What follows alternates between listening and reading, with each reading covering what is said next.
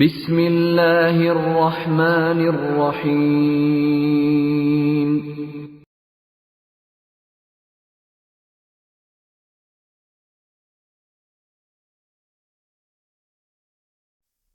क़ाल अन्नबिय्यु सल्लल्लाहु अलैहि वसल्लम सलासुन मन कुन्न फ़ीही वजद हलावतल ईमान अन यकूनल्लाह व रसूलुहु अहब्ब इलैहि मिम्मा सिवाहुमा व अन युहिब्बल मरअ ला युहिब्बुहु इल्ला लिल्लाह व अन यकरह अन यऊद फ़िल कुफ्र कमा यकरहु अन युक़ज़फ़ फ़िन्नार।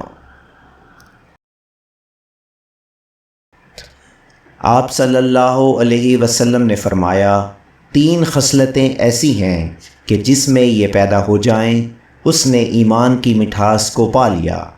अव्वल ये कि अल्लाह और उसका रसूल उसके नज़दीक सबसे ज़्यादा महबूब बन जाएं। दूसरे ये कि वो किसी इंसान से महज अल्लाह की रज़ा के लिए मोहब्बत रखे। तीसरे ये कि वो कुफ्र में वापस लौटने को ऐसा बुरा जाने जैसा कि आग में डाले जाने को बुरा जानता है।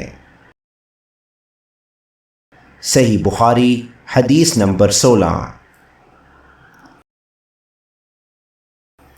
Narrated Anas, the Prophet said, "Whoever possesses the following three qualities will have the sweetness, delight of faith. 1.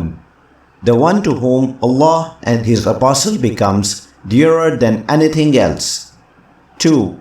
Who loves a person and he loves him only for Allah's sake. 3. Who hates to revert to atheism, disbelief, as he hates to be thrown into the fire." Sahih al-Bukhari, hadith number 16.